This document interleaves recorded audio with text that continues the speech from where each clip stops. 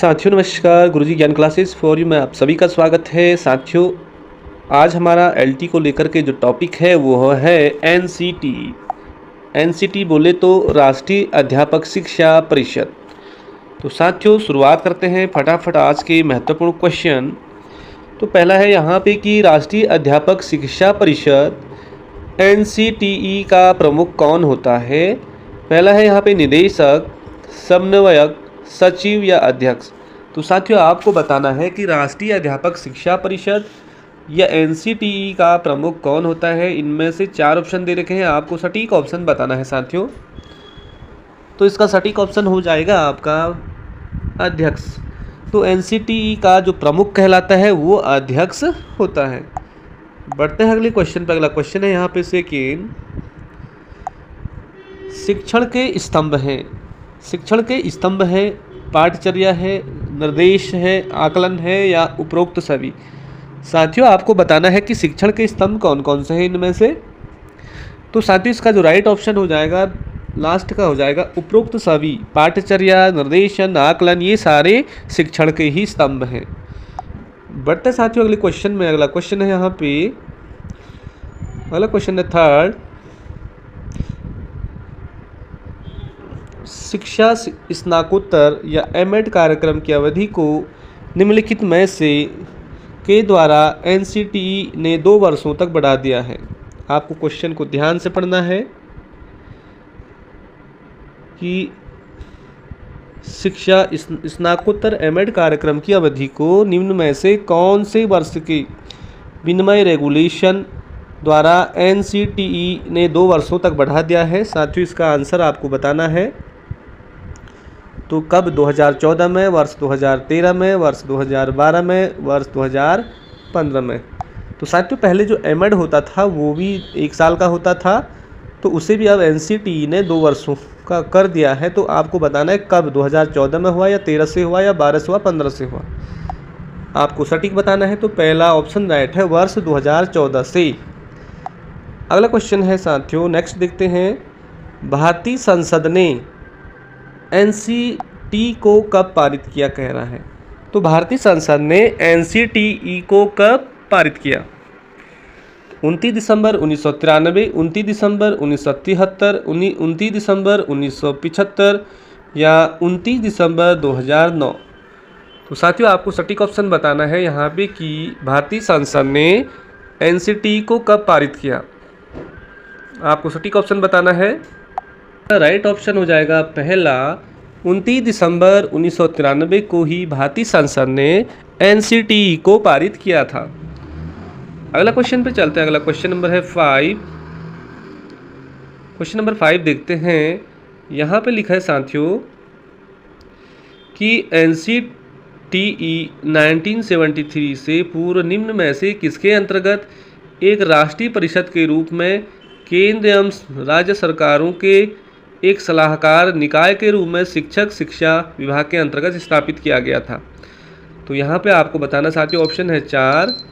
पहला है एनसीटीईआरटी के द्वारा, एनसीटीई के द्वारा या मानव संसाधन विकास मंत्रालय के द्वारा या विश्वविद्यालय अनुदान आयोग के द्वारा। तो एनसीटी 1973 से पूर्व किसके अंतर्गत एक राष्ट्रीय परिषद के रूप में केंद्र एवं राज्य सरकारों के लिए एक सलाहकार निकाय के रूप में शिक्षक शिक्षा विभाग के अंतर्गत स्थित था। तो इसका आंसर है साथियों सटीक, पहला ही राइट हो जाएगा, एनसीटीई के द्वारा, एनसीईटी के द्वारा। आपको याद रखना है। अगला क्वेश्चन चलते हैं 6वें पे कि एनसीटीई की स्थापना कब हुई कह रहा है। आपको यहाँ पे ध्यान देना है। एनसीटीई की स्थापना कब हुई? अगस्त का महीना है था। तो सटीक ऑप्शन है 17 अगस्त 1995 को। तो 17 अगस्त 1995 को ही एनसीटीई की स्थापना हुई।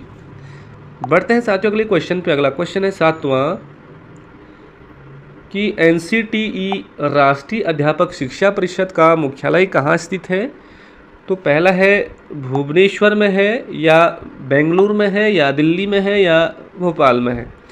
तो आपको बताना साथियों कि एनसीटीई का जो मुख्यालय है कहाँ स्थित है और इसकी स्थापना कब हुई थी? 17 अगस्त 1995 को। तो इसका मुख्यालय कहाँ है? तो नई दिल्ली आपका यहाँ पे राइट ऑप्शन हो जाएगा, नई दिल्ली। अगला क्वेश्चन चलते हैं साथियों, इम्पोर्टेंट, कि NCTE की कितनी क्षेत्रीय समितियां होती हैं। NCTE की कितनी क्षेत्रीय समितियां होती हैं? 4, 3, 2, 5। आपको बताना है साथियों कि NCTE की कितनी क्षेत्रीय समितियां हैं।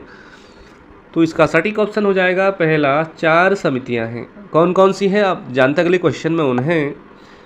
तो अगला क्वेश्चन है यहाँ पे आपका,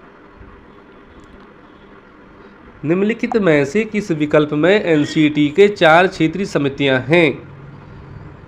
तो पहला है भुवनेश्वर भोपाल गोवा चेन्नई, दूसरा है भुवनेश्वर भोपाल बेंगलुरु जयपुर। साथियों NCTE की 4 क्षेत्रीय समितियां हैं, कौन कौन सी है इसको जान लेते हैं हम। तो सेकेंड ऑप्शन सही है, भुवनेश्वर हो गया, भोपाल हो गया, बेंगलुरु हो गया, जयपुर हो गया राजस्थान वाला। तो भुवनेश्वर भोपाल बेंगलुरु और जयपुर ये NCTE की 4 क्षेत्रीय समितियां हैं। अगला क्वेश्चन देखते हैं, NCTE का क्या कार्य है। पहला है साथियों, शिक्षक प्रशिक्षण संस्थानों को मान्यता देना, ये सही है। शिक्षक प्रशिक्षण संस्थानों की मान्यता को समाप्त करना, ये भी उसका राइट्स है। थर्ड है, शिक्षण प्रशिक्षण संस्थानों के मानदंड व स्तर निर्धारित करना, ये भी NCTE का कार्य है। तो ऑप्शन सटीक हो जाएगा लास्ट वाला, उपरोक्त सभी कार्य NCTE के ही हैं। अगला क्वेश्चन चलते हैं साथियों, अगला क्वेश्चन है, कौन निम्नलिखित में से NCTE का कार्य नहीं है कह रहा है। तो पहला है यहाँ पे, पहला कह रहा है साथियों कि पाठ्यक्रम व शिक्षण विधियों के संबंध में दिशा निर्देश विकसित करना, ये उनका NCTE का कार्य है। अध्यापक शिक्षा पाठ्यक्रमों में प्रवेश अवधि व पाठ्यक्रम आदि के संबंध में दिशा निर्देश देना, ये कार्य भी NCTE का ही है। शिक्षक भर्ती करना, अध्यापक शिक्षा में व्यावसायीकरण को रोकना, तो इनमें से नहीं है कह रहा है कि NCTE का जो कार्य नहीं है, कौन सा नहीं है। तो ये थर्ड वाला ऑप्शन जो सही हो जाएगा, शिक्षक भर्ती करना NCTE का कार्य नहीं है। बढ़ते साथियों अगले क्वेश्चन पे। अगला क्वेश्चन है नेक्स्ट, कि Indian journal of teacher education नामक पत्रिका का प्रकाशन किस संस्था के द्वारा किया जाता है। Indian journal of teacher education नामक पत्रिका का प्रकाशन कौन सी संस्था करती है। NCERT करती है, या NCTE करती है, या मानव संसाधन विकास मंत्रालय, या विश्वविद्यालय अनुदान आयोग। तो साथियों आपका सटीक ऑप्शन हो जाएगा इसमें ऑप्शन नंबर बी राइट हो जाएगा, NCTE। जो ये NCTE है, यही Indian journal of teacher education जो नामक पत्रिका है उसका प्रकाशन करती है, NCTE। अगला क्वेश्चन है साथियों 13वां, निम्न में से किस शोध पत्रिका का प्रकाशन NCTE द्वारा किया गया। तो इंडियन जर्नल ऑफ टीचर्स, या अन्वेषिका, या अध्यापक, साथ ही उपरोक्त सभी। तो साथियों आपको बताना है कि जो ये पत्रिकाएं हैं, क्या NCTE के द्वारा इनमें से किसका प्रकाशन किया जाता है। तो साथियों ऑप्शन, उपरोक्त सभी जो पत्रिकाएं हैं इन्हें NCTE द्वारा प्रकाशित किए जाते हैं। आपको क्वेश्चन आ सकता है इस तरह से कि Indian journal of teacher education जो पुस्तक है उन्हें कौन जारी करता है। तो NCTE आपको याद रखना है, या पूछ सकता है कि अध्यापक साथी जो शोध पत्रिका है इसका प्रकाशन कौन करता है। तो NCTE ही करती है। NCTE या अन्वेषिका जो शोध पत्रिका है इसका प्रकाशन कौन करेगा। अलग अलग सिंगल करके भी क्वेश्चन आ सकते साथियों, तो NCTE ही आपको याद रखना है। अगला क्वेश्चन है 14वां, राष्ट्रीय अध्यापक शिक्षा परिषद एक क्या है। भारत सरकार का एक संवैधानिक निकाय है, या भारत सरकार की एक गैर सरकारी संस्था है, या एक बहुउद्देशीय योजना निर्माण संस्था है, या अध्यापकों की भर्ती शिक्षा करने वाली संस्था है। तो आपको बताना है कि जो NCTE जो एक परिषद है यह क्या है। तो भारतीय अध्यापक शिक्षा परिषद क्या है साथियों।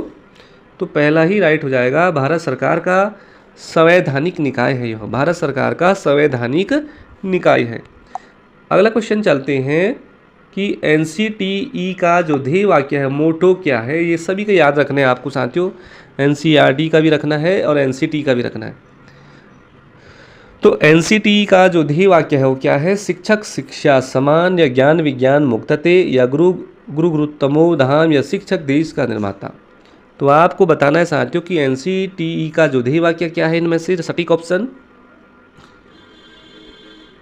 तो सटीक ऑप्शन हो जाएगा इसमें से गुरु गुरु तमो धाम हो। गुरु गुरु तमो धाम ये एनसीटी का ध्येय वाक्य है।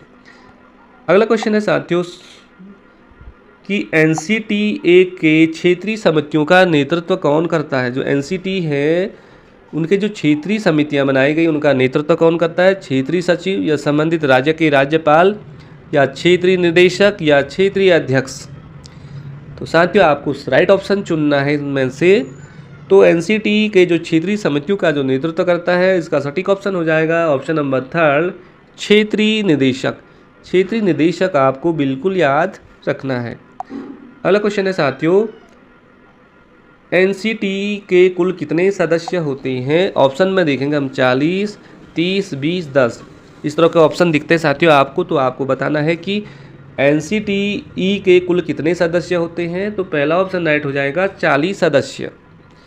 बढ़ते अगले क्वेश्चन में। अगला क्वेश्चन है आपका निम्न में से कौन सा गुणात्मक शिक्षा के लिए सबसे महत्वपूर्ण कारक है।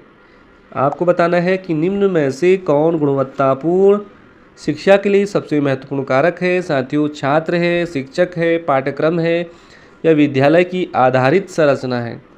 तो आपको बताना है साथियों कौन सा गुणवत्तापूर्ण शिक्षा के लिए सबसे महत्वपूर्ण कारक है इन 4 ऑप्शन में से। तो आपका राइट हो जाएगा शिक्षक, क्योंकि साथियों शिक्षक के द्वारा ही ये सारी चीज़ें संभव हो पाएगी। तो शिक्षक आपका राइट ऑप्शन हो जाएगा। अगला क्वेश्चन है कि एनसीटी के सदस्य कौन कौन होते हैं। तो एनसीटी के सदस्य कौन होते हैं साथियों आपको बताना है। तो एनसीटी के जो सदस्य होते हैं इनमें से भारत सरकार का शिक्षा सचिव, यूजीसी का अध्यक्ष, निदेशक, एनसीईआरटी का, सीबीएसई का चेयरमैन। तो साथियों एनसीटी के जो सदस्य होते हैं उपरोक्त सभी इनमें ये एनसीटी के सदस्य होते हैं। अगला है आखिरी क्वेश्चन है साथियों आज का कि एनसीटी का पूरा नाम क्या है। तो एनसीटी का पूरा नाम क्या है, फुल फॉर्म यहाँ पे आपको देखना है साथियों। तो पहला ही राइट हो जाएगा national council for teacher education. आपको याद रखना है, केवल बीच में 4 आ रहा है, तो national council for teachers education. तो साथियों ये एनसीईआरटी से रिलेटिव 20 क्वेश्चन हो गए हैं ऑब्जेक्टिव टाइप, जो कि आगामी परीक्षा के लिए बहुत ज़्यादा इंपॉर्टेंट है। और बाकी एनसीईआरटी पर यदि आपको वीडियो देखनी है तो आप प्लेलिस्ट में जा कर के देख सकते हैं। और आगामी परीक्षा के लिए क्वेश्चन बहुत ज़्यादा इंपॉर्टेंट है। तो साथियों मिलते हैं किसी अगले वीडियो में, तब तक के लिए बाय बाय, जय हिंद, नमस्कार।